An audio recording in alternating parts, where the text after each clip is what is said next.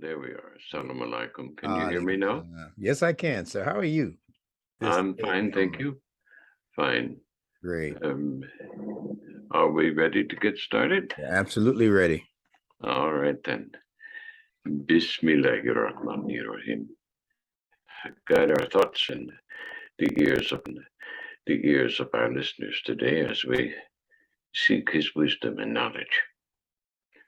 Now, I'm going to set the chessboard up here, or checkerboard, whatever one it is, and this is going to be a big play.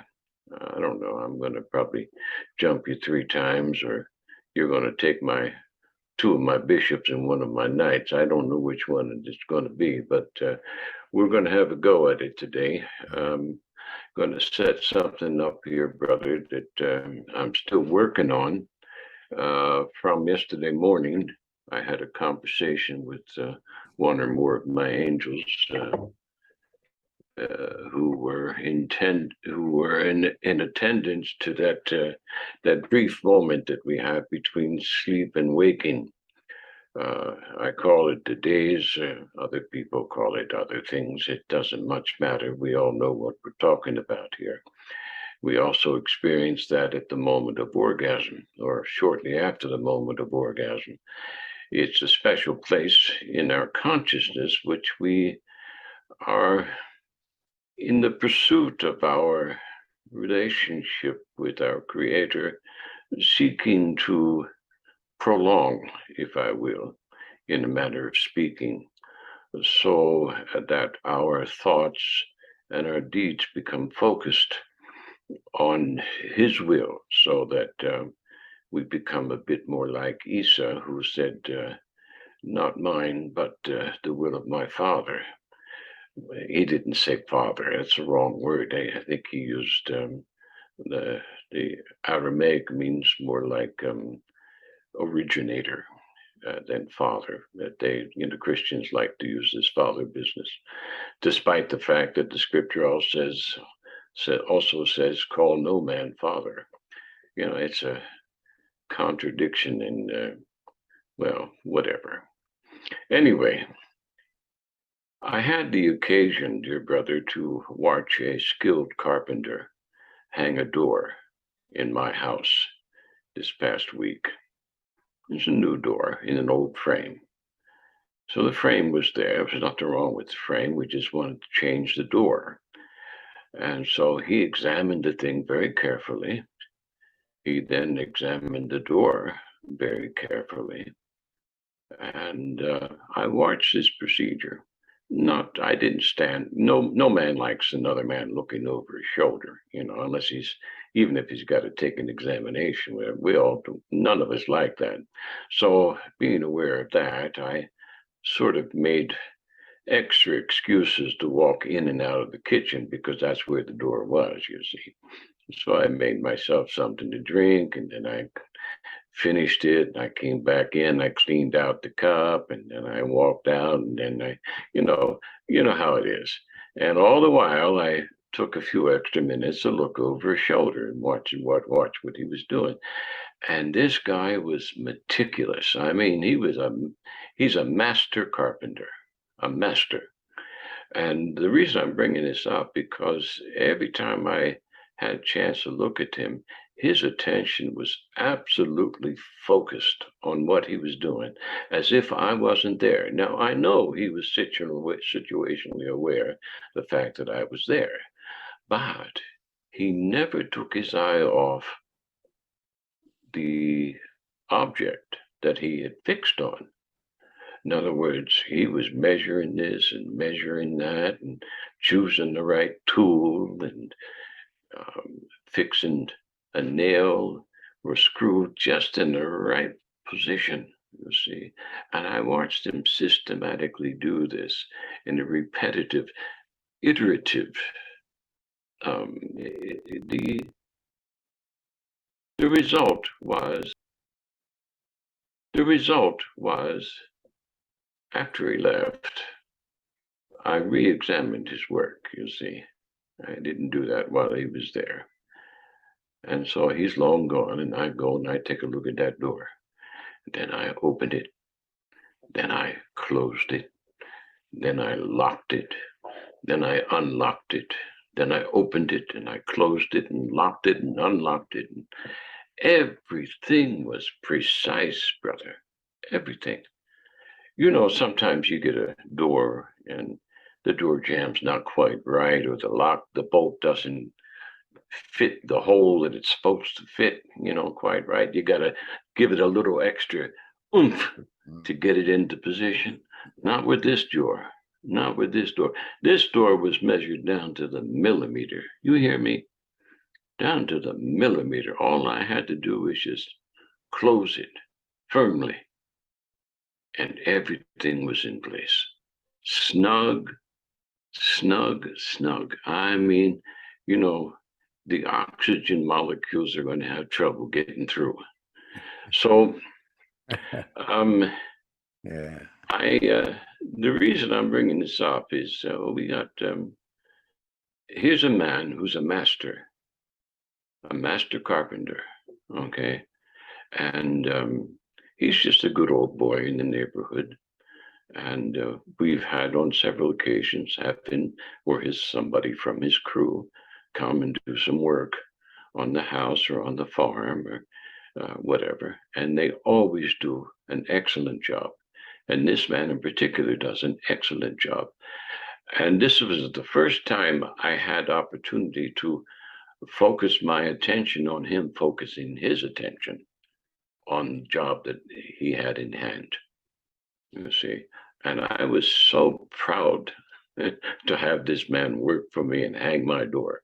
And I'm sitting here proud as can be to tell you all about it. Okay. And I could probably tell you more, but that's not my purpose here. My purpose here was and is this man's focused attention on his work. Okay.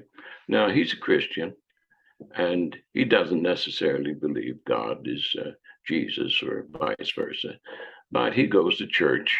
I've had a few conversations with him about this, and he goes to church because it's the cultural thing to do. It's the community thing to do, and he likes to maintain good relationships with people. Nothing wrong with that. And so this man has focused his attention on unity, you see. Now, this is the principle I want to bring up here in this conversation. And I'm getting to the first move here. I think that's the first move. Now we're going to get to the second move. The focus of attention is what unifies purpose. Okay, so we've got our intellect, we've got our life of feeling, our soul, our heart, if you will, and then we have our life of will, all focused on one little thing. And if that one little thing is just banging that nail in place, that's a unified purpose, okay? The intellect, the will, the feeling, everything's gone into that one little moment, that one little point, that one little foci. And then there's a continuum, all these foci. And I'm just thinking, well, gosh, when I was talking to the angels yesterday, I was really focused on that conversation. And I knew I was in my bed. I knew I was in my bedroom. And I knew what was going on around me, which was nothing, you see. And my wife was just slumbering next to me, and one of the kids was on the floor and on the mattress on the floor and also comfortable.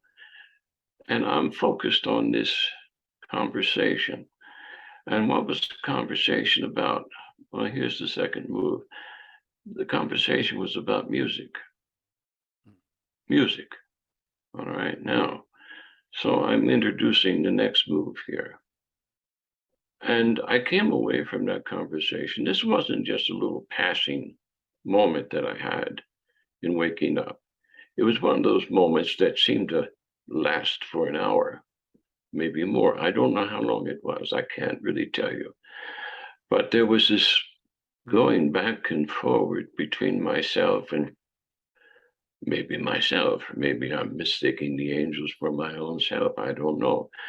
I didn't hear their voices. I just experienced the conversation. And what I wound up saying to myself, or maybe to them, as I was preparing to lift my head off the pillow, was this: you mean to tell me that music is a means to focus our attention, is a means to unify, a means to unify our intellect, our sense of feeling, our heart, and our will? And then I woke up on this one thought. I saw this one thought. And so I'm introducing this because I want to hand the floor over to you to see what Nunetics has to tell us about this idea, okay, this imagination of unification, okay. Now, as I contemplated this matter, I came to the conclusion that music is like any tool. It might as well be a hammer in the hand of my carpenter, you see. You have to have a skill. You have to know how to use that hammer. You have to know which hammer to choose.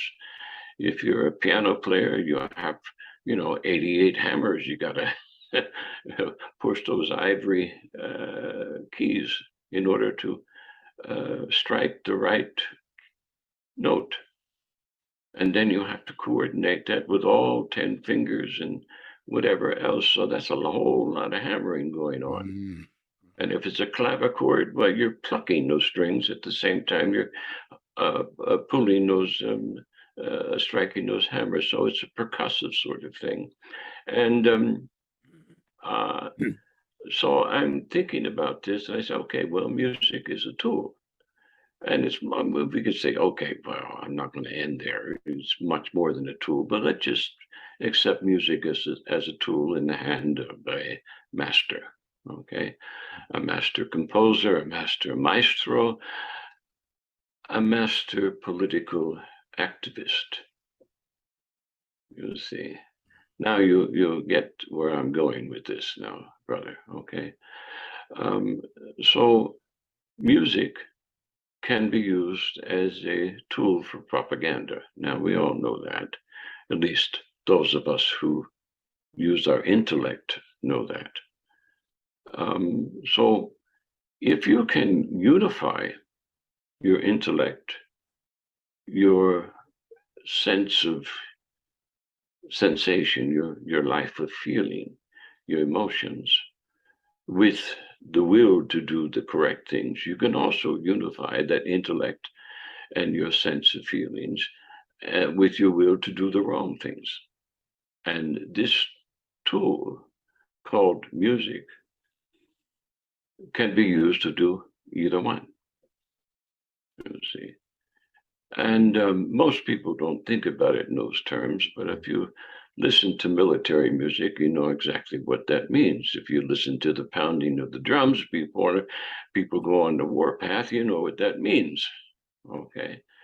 There's a certain rhythm to the percussion and the harmonics that can go one way or the other. It depends on who the maestro is, you see, or who pays the maestro. Right. All right.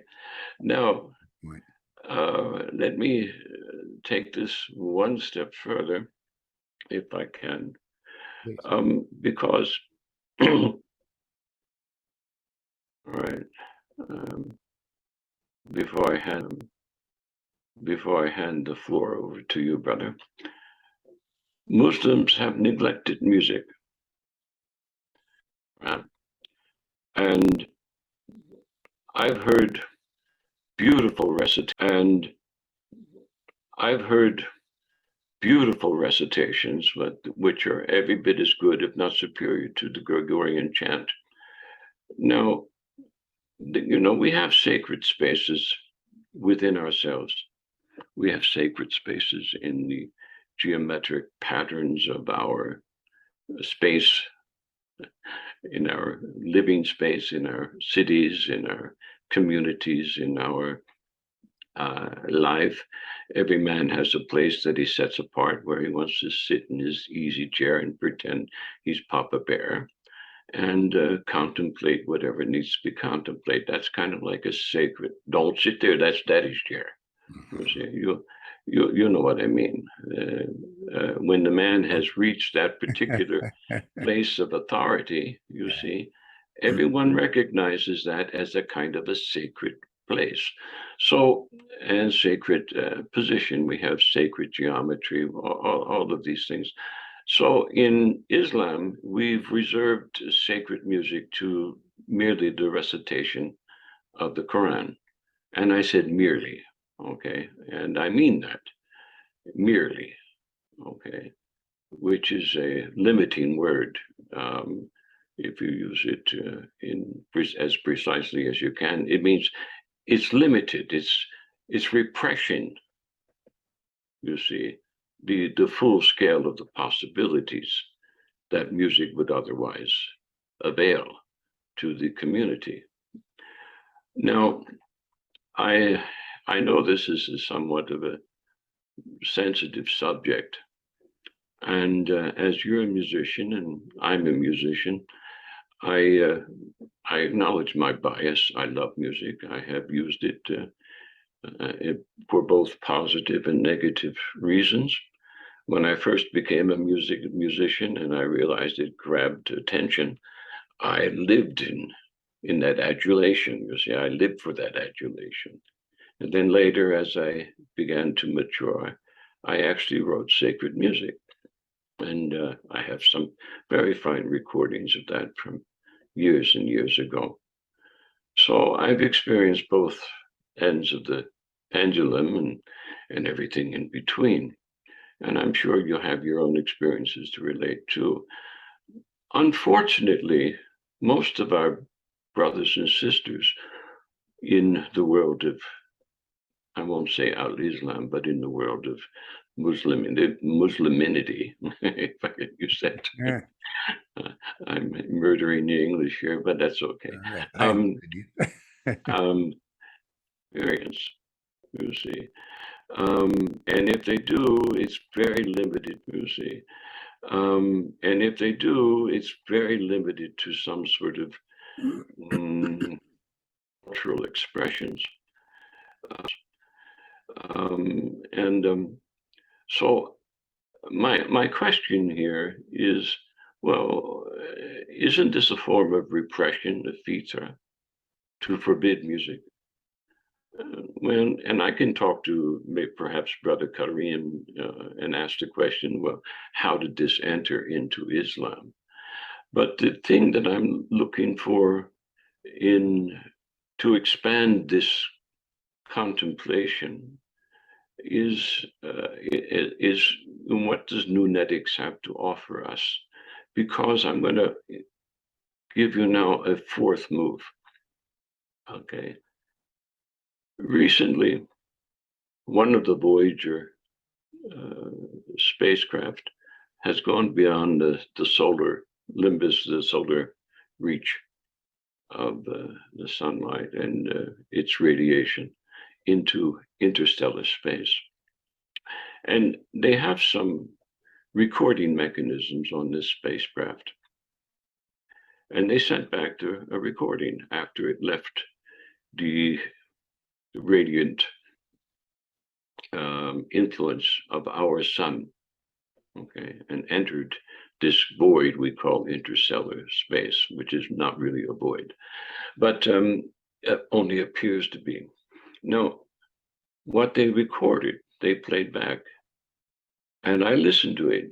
It was on one of the YouTube channels or something. And if it's real, what was recorded was this.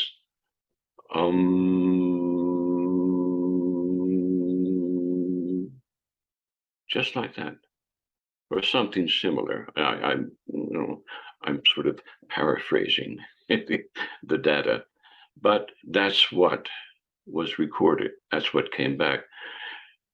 And that reminded me of this cartoon I think everybody's seen, of the mountaintop where there's some Hindu guru sitting at the top, half naked, and some scientist with his ice pick finally reaching the peak only to find the guru there, you see. So, circle with this initial contemplation here. I hope I've made myself as clear as I can. I've covered a universe of concepts here, and it's a whole new, I don't know if there's a can of worms or a bag of snakes, or I don't know what I'm handing you, brother, but I'm concerned about how music as a phenomena can unify us to bring this singular vision that we were talking about last week, these last 2 weeks. You see, how is that done? And does music have a hand here? Does Nunetics have anything to offer us, especially with this so if it please Allah, dear brother, tell us what. So if it please Allah, dear brother, tell us what you can. Yes, sir. Alhamdulillahi Rabbil Alameen.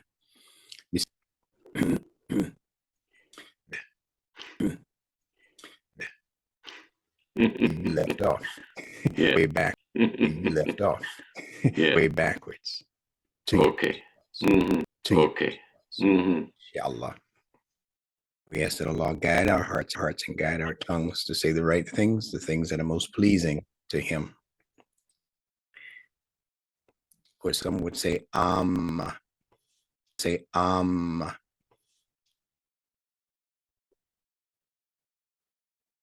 cosmic frequency. This is why it frequency. This is why it was heard out in space, because the actual original frequency upon which this solar system has become established. How do you know that, Instructor Bilal? Because the fitra tells me so. So all points, all roads lead back to the fitra. Right? So which fitra am I speaking of now? Speaking of the fitra of your very human existence. When a newborn baby comes here, if the mother is following the principles of what nature allows her to provide for that baby, the mother is in the perfect situation in most cases. You know this as an MD.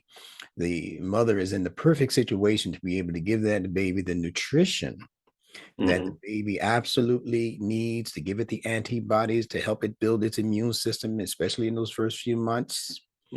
That immune system is actually being transferred from out of her breast milk into the body, the developing body of that newborn infant. Yes. How does that happen? Let's follow the bouncing ball. The baby is born, and the baby necessarily has to cry to activate the lungs. You can tell me more about this than I can tell you. Sure. But we need to have, sometimes they used to spank the baby on the butt. It's not necessary, but you live in that kind of world. Where they used to spank the baby on the hind parts and the baby would gasp. Yes. The baby would start crying. So what is that in the fitra? That is the open mouth sound of ah. Called the fatha, or the ah sound, the open mouth sound, the air sound. Once the mother would put the teat into the baby's mouth, the baby's mouth would then clamp down on the nipple and begin to suckle. That suckling is the M sound. Yes. And in Campbell's soup commercials of long ago, they used to say, good. Yes, yes. Good. I remember that. Yeah. Yeah, is the sound of satisfaction, and that's the baby's sound once the baby becomes coupled with the mother's nipple. So the baby begins with ah, and then proceeds to some say Yes. some say but the bottom line is that some say but the bottom line is that vowel, some say but the bottom line is that vowel matched with that consonant is the word for mother. And the original mother of this planetary set of systems is the cosmos. And therefore, it makes sense to me that the original sound coming from the universal mother, which we call the uni or the yoni verse, yes, that gave us birth, that original sound should likewise be and we are always feeding off of the fitra. Yes. It's important for our survival that we pay attention to the fitra and preserve the integrity of the fitra. But scientists and other mad people in the world have come along and they've distorted. They've done exactly what Allah said not to do in the Quran. Make no alterations on his fitra. They say, well, out of necessity, we want to send a woman to work. We're going to overwork the man. We're going to put the woman in the workplace, and then there'll be no one to feed the needs of that infant. And therefore, we can come in with our baby formula. We can come in, whatever we want to poison the system of these children. But that's another story. The main point here is that is the universal sound of the cosmos itself. So in many of the ancient religions, they have that sound. Yes. So that's the first move. Music. Now I want you to listen to the sound of music. Now I want you to listen to the sound of music. Not the movie, not the soundtrack. Yes. But the sound of the word. We're talking Nunetics now, understanding of letter sounds and concept. Music. The SIC is very important to understand if you're going to understand the scheme of Shaitan within the fields or realms of music. Yes. Because Shaitan's objective, and we're really just talking about people with really, really low-based desires, and we're not talking about some spook flying around. Satan, oh, that's Satan. No, we're talking about humans that refuse to be truly human. Yes. Because they have that option. We're talking about humans who have an option. They're born like every other baby. But as they grow, they begin to acquiesce more and more to the lowest or the base level desires. And they say, I'm going to establish that as my life. I want to be like that gangster. Or, in the hood now, I want to be like, like whoever, they think is the baddest dope dealer, the baddest rapper or whatever. We take this whole human life that Allah has created to be sacred, and we reduce it, as Allah says, we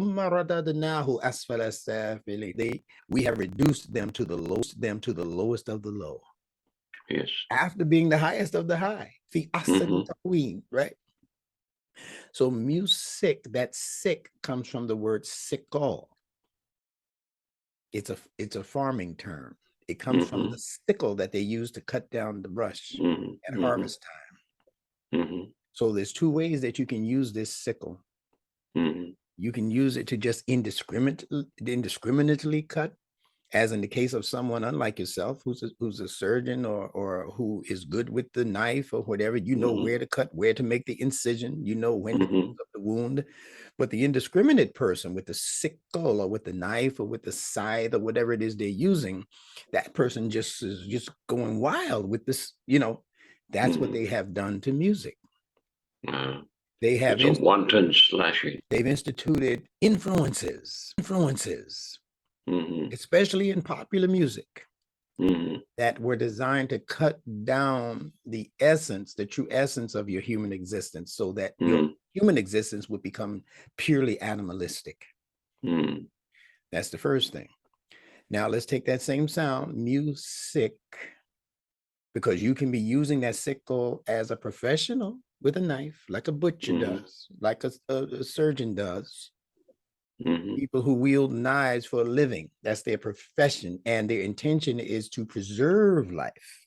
Yes. Then there are other people who just pick up the knife and make it a sharp object, and they just go willy-nilly because they want to rob you of something. So the robber, the thief, he carries a knife also, and he uses it indiscriminately. It doesn't matter that it's your grandmother, you know. It doesn't matter that it's your auntie, nothing, you know. But give me that purse. And then out of his panic, he might even stab her. Yes. Her, or even kill her. Indiscriminate use of a knife.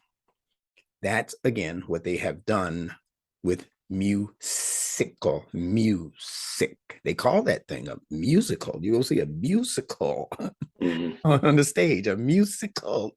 It's a sickle. That can be done elegantly through music, that cuts out all of the dross. It cuts out all of the unnecessaries. It cuts out that savage part of the nature that wants to do things that are demeaning and destructive. Music also has, as they say, the power of soothing the savage beast. Yes. That's what they say about the music. They've also told us that there is something called the music of the spheres. The ancient Greek philosophers used to talk about the music of the spheres. So if the spheres truly are carrying notes, they're carrying musical tones and overtones, how can Allah have outlawed music? It's in the fabric of the universe itself. Yes. The universe is projecting tones and sounds and quality, harmonies. The planets are harmonizing with each other. If they weren't, we wouldn't be here now. Now let's go to a sound-alike word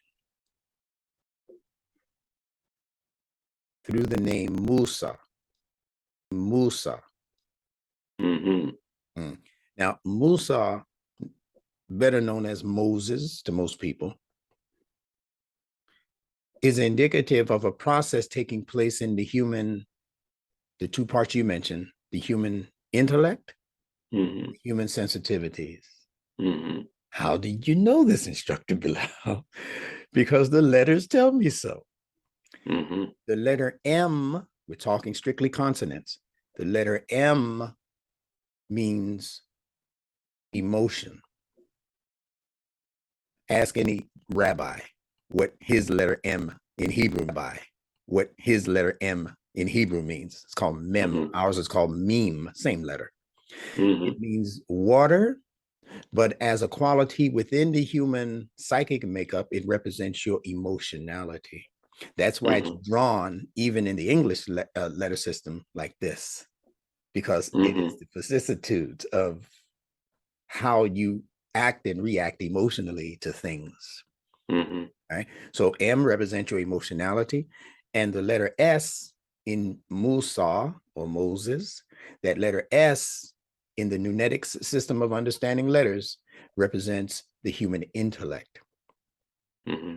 That letter is called the Seen, S-E-E-N, and it's from the verb sana, which means to become bright.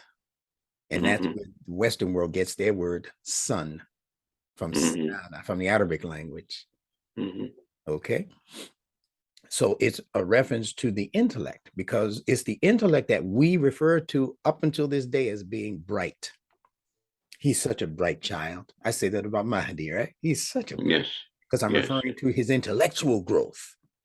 So when you marry or match the M sound that represents your emotions with the S sound that represents growth in the intellect, you marry them together. Now you have Musa. And who is Musa? That curious fella. He was always asking questions about stuff. Yes. Why did you scuttle the boat? Why, you know, he's with the wise man. Wise man say, hey, you can travel with me, but loose lips sinks ships. Yes, Don't worry about me. I'm good. I just want to see. He wanted his intellect to grow, but his emotions and what he couldn't understand about those episodes kept getting in the way, because Allah is showing you the process through which human nature unites emotionality with sensibility, or we would say sensitivity with sensibility. That's what Moses represents, the combination of the two. See, then he had some questions for his daddy, the Pharaoh, that got Yes. him put out of the kingdom, right? That's a long story. Now, you have the ancient Greek concept of the muses, the 9 daughters of the muses, right? Or that were called the muses. And it's the same thing. They were presiding over the arts and the sciences, because those are both emotional attractions, you know, the arts, and also intellectual attractions, the sciences. That's what the 9 daughters of the 9 just means anything that gives birth in human life, the 9th month. Yeah.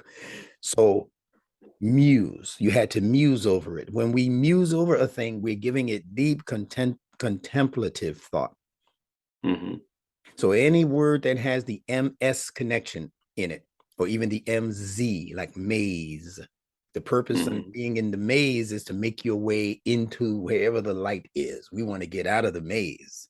And we have to practically, if we were that mouse or that rat, we had to guess our way out of the maze, because we didn't know when we ran into that brick wall whether we should make a right, make a left. We had to figure it out.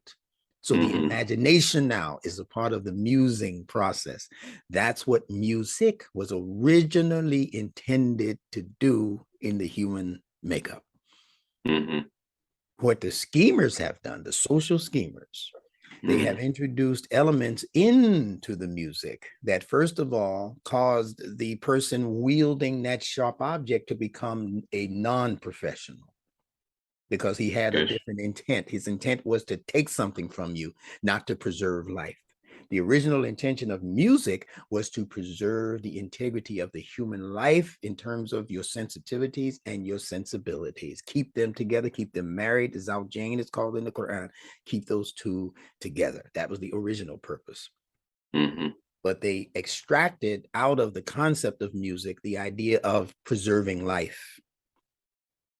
And they added nothing but wanton bloodshed that was going to be caused through music. Hence the introduction of certain fields of music, such as rock and roll, even in R&B, and definitely in hip hop.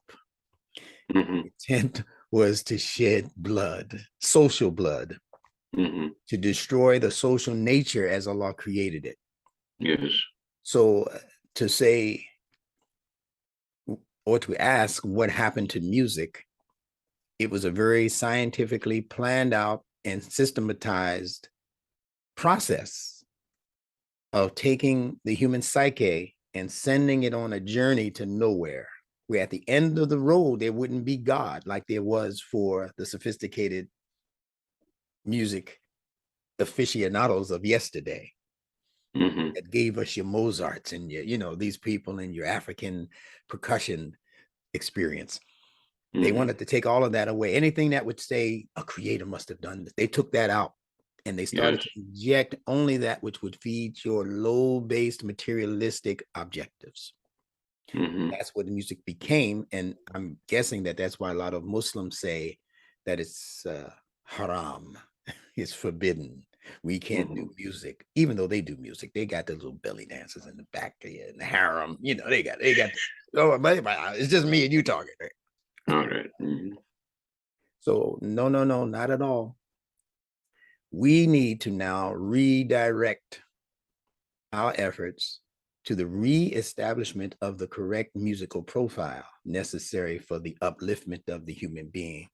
You're not going to stop being sensitive. You're not going to stop being sensible. But if you cut off the fountains that feed those two avenues, then you'll be just a human being walking around with a bunch of stuff in his head or in her head, but you will not be balanced as a human being, because to be balanced, you have to have the mu and the saw. You have to have the meme and the scene. You have to have the emotion and the intellect working and cooperating together. So that's our effort now, to make sure that we reunite those two. This is basically what Musa is speaking to in the Quran, believe it or not, to the reuniting of those two.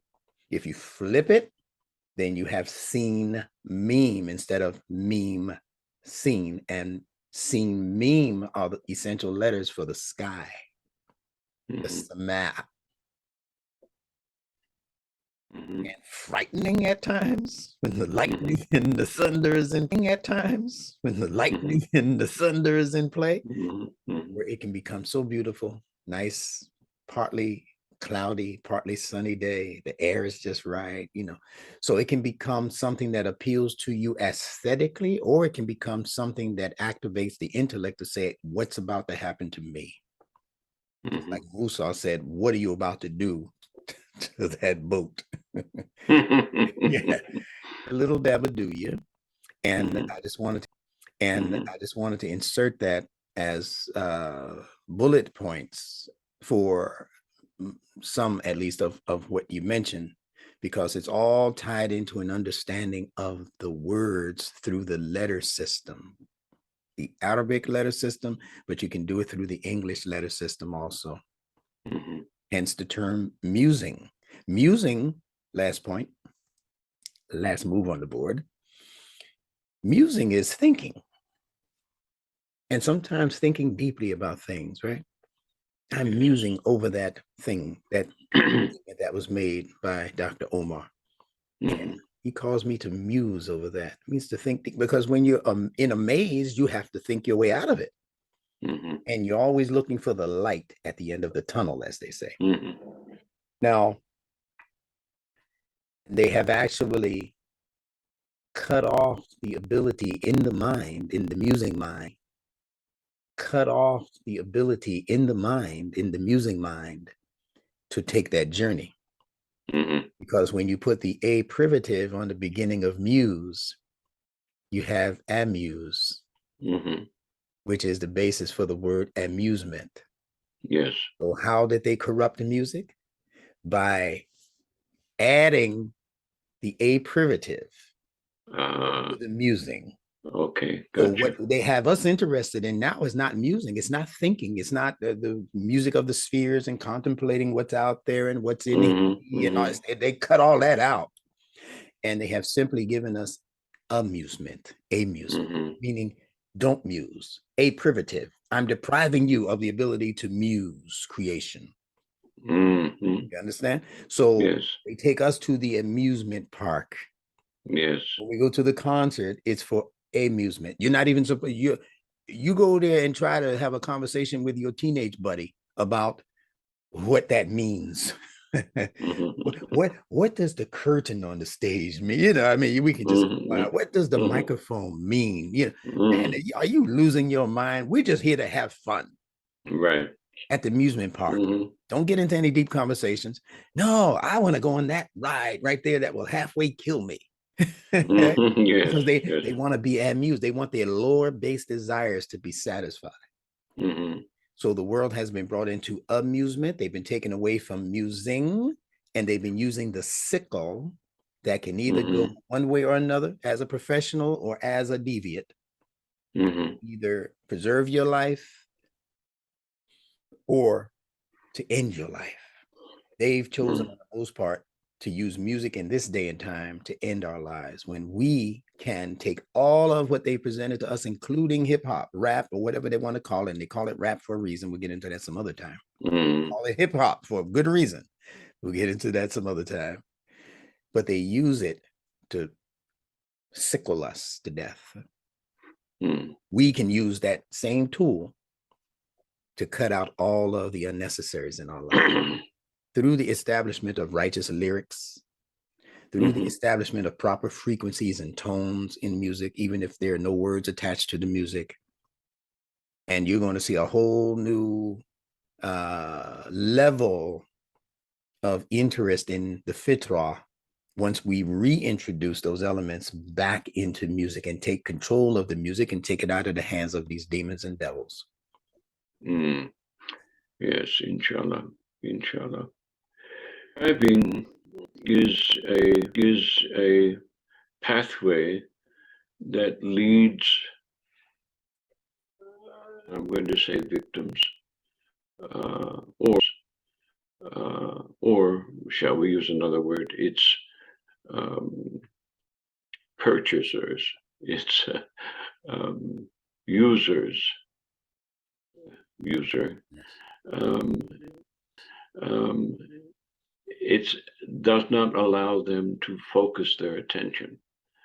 And this brings me back to my carpenter, who was so focused when he hung that door perfectly. To the individual, it can also do that. The misuse, it can also do that. The misuse of music, the loss of musing, if you will. It can also do that to nations. Oh, yeah. And when you're aware of these principles and you have chosen the path of evil, which is the path of consciously inducing harm or bringing about harm, then you can wield this scythe, this sickle, as you like, wherever you like, and to whatever end that you decide. So, with this in mind, having said that, I am invited to report that our scholars have missed this. The scholars of Islam, they talk about all of these things, but without this focused tawheed, you see, it's not there. This focus that allows you to nail it, to nail that truth through the heart and pin it to the backbone, just to repent and say, oh my God, what have I done? Repent and say, oh my God, what have I done? Oh my God, what have we done? Oh my God.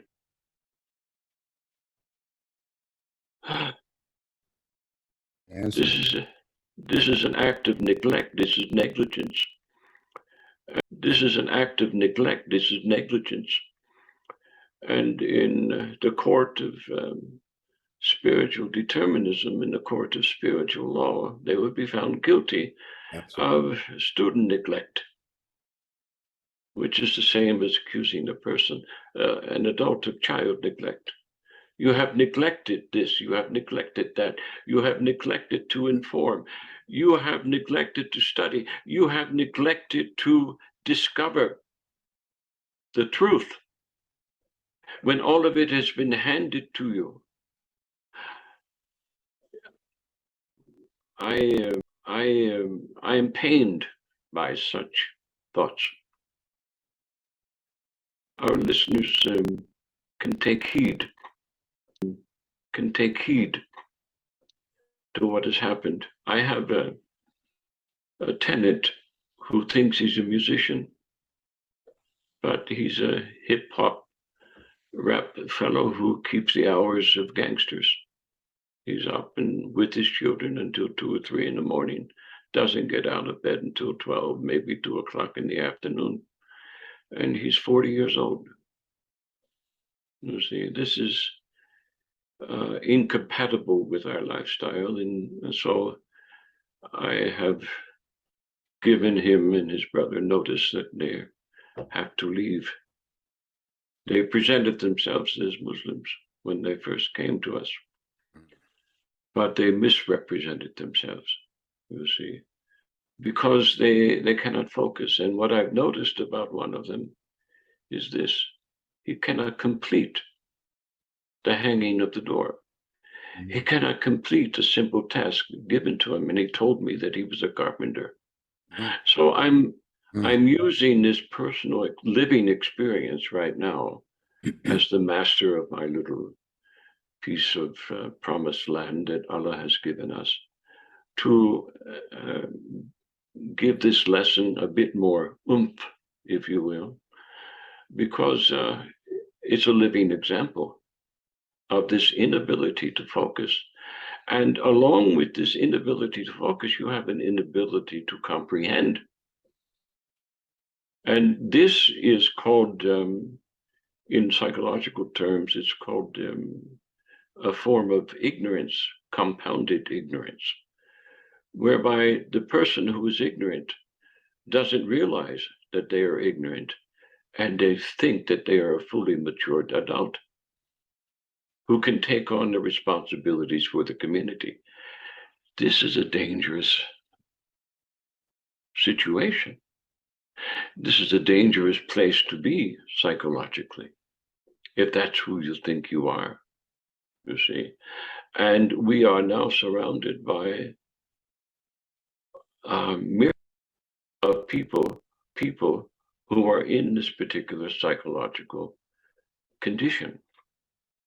And they are incapable of handling the environment as Allah's Khalifa, if you will, as Allah's representative of our Prophet, who was given charge to reestablish divine order in the earth.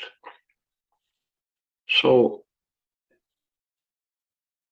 pretty picture that we're painting here that I've just painted, and painting here that I've just painted. And I don't exactly expect you to respond to that, dear brother, but no, I have the perfect response.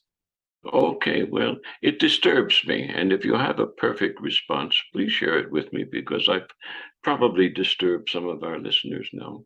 It's okay, though. Life is all about the balance. Yes, yes, it is. All about the balance. So when you speak to me, I want you to understand from this point on that you're speaking to somebody who considers themselves to be an eternal optimist. Yes. Well, I bounce back from that wall on occasion too. Yeah, it's so okay, though. It's okay. I learned that very early on in my life, to see my life, to see, as the song says, you have to accentuate the positive, eliminate the negative, Yes. latch on to the affirmative, and mess with Mr. In Between. Yes. Now, and my mother taught me to be like that. Yes, good for her. God bless her. Stop looking at the negative side, son. There's a positive side for every negative. And if we believe in Allah in the way that we say we believe in Allah, subhanahu wa ta'ala, then we know that Allah has a firm grasp on every piece of minutia related to human activities, especially. Now, let's go back to the hanging of the door. Yes. There's a letter in Arabic that actually means door. It's the letter dal, or D. All right. In the ancient Arabic language, way before the Quran was revealed, the letter dal meant door. And in fact, the letters L and R are interchangeable.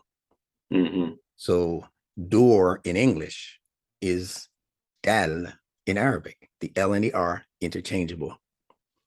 If I said in Arabic, dar, that means home, but it means the invitation to come through the door into the home. Dar al-akhirah, dar al-salam, home now. All right, so dal. All right, so dal is called a percussive. You mentioned percussion at the beginning of your statements. Percussive. You mentioned percussion at the beginning of your statements. Yes. It's a percussive. Duh, duh. It's like the hammer. Yes. That's a drum beat. Duh, duh, right? Yes. Now, we are practicing something that's not really called religion by Allah. Religion means God did it wrong the first time and he has to realign it. If you get the car off of the manufacturing block and you're driving down the street, brand new car, and you take your hands off the wheel for a couple of seconds and the car goes into the ditch, they did something wrong in the manufacturing of that car. Yes. Same thing with religion.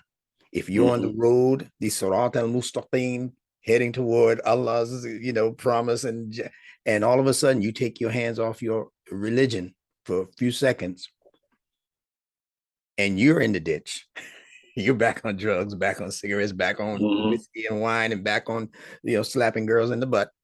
And you only took your hands off for a minute, not even a minute, just a mirror or something. So that's what they gave us as religion, something that has to be so dedicated to rituals. Yes. See, that if you take your hands off those rituals, did you make all of your sunnah prayers also? Yeah, and on and on and on and on and on. Yeah. And you take your hands off for a minute and you find yourself back in the world that you came from. That's religion, but that's not deen. Deen begins with a percussive. And percussive means that one thing has to necessarily come into contact with another. That's how you get that thud. Yeah. Right? Right. But the word deen has an additional consonant, the N sound at the end of it. Deen. And the noon, that letter is called noon in Arabic. The N sound is what is called a nasal sound that produces, you can whistle through your nose if you have a bad enough cold. So look at what deen is a combination of. It's a combination of a percussive and a harmonic. Okay. So deen is bringing together in marriage a percussive, which represents contact, social contact, and also something that's going to help layer your life because it's a harmonic. Yes. Yeah. It's like talking about the earth, ard, that thud, that percussive.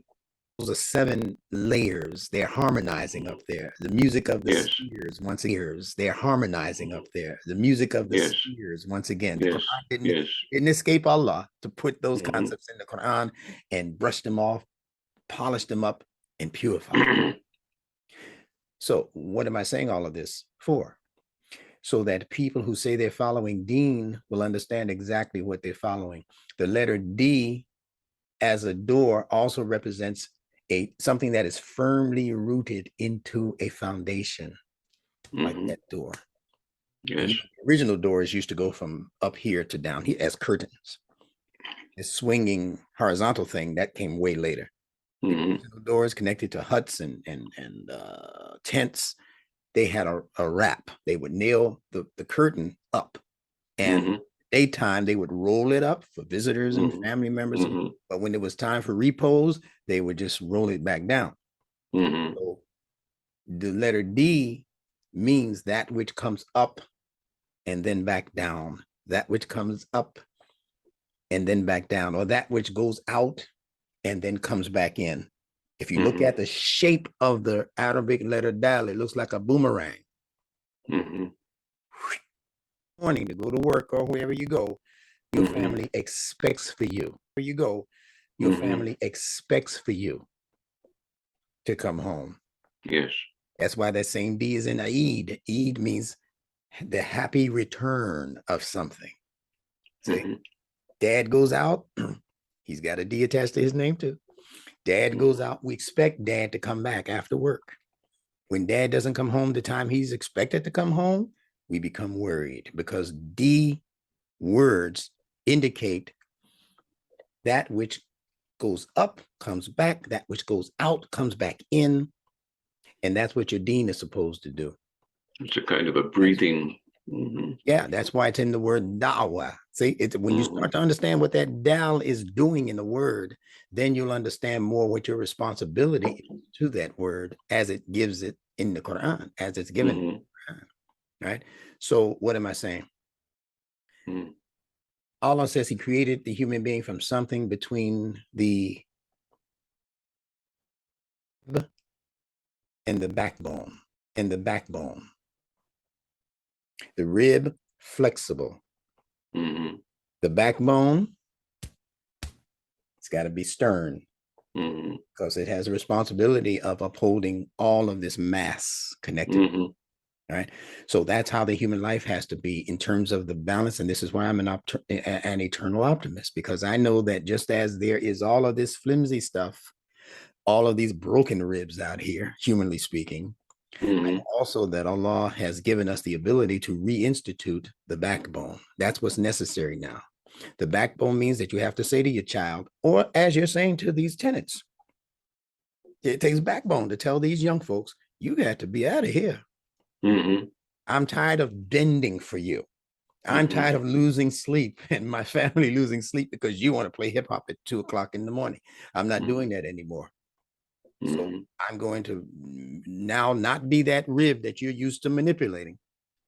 And remember, in the Bible, they say Eve was made from that rib. It's a whole nother story, right? Mm-hmm. But I'm going to be that spine, that backbone that's necessary because life needs to be upheld now. See, life needs to be standing and moving forward now, and I can't do it under all of that noise. So you have to go. So it's all played out within the intricacies of the fitra, of nature, human emotionality, human intellectual decision making. All of what the Quran is speaking to is talking about what's in you and me. It's not talking all about what's all out there. It's talking about what's out there that has its similitude in you and me. Mm-hmm. See, so Deen, the place that Muhammad moved to after having lived in Mecca for so many years, for 10 years, he moved into Yathrib, which they then renamed as Medina. Ma means place of, Dina, the place of Deen, the place of establishment, the place of secure doors. Mm-hmm. Because we did our percussion thing here. We had social engagement here in Medina. We didn't have it in Mecca. We had rituals in Mecca, but we have true human involvement, the building of community life in Medina. That's why the Prophet never moved back to his hometown, Mecca, Yes. because Yes. Allah graduated him. The place of Deen. Exactly. Mm-hmm. So we'll leave it at that for now. Alhamdulillah. Well, thank you very much, brother, That for was another my week, pleasure.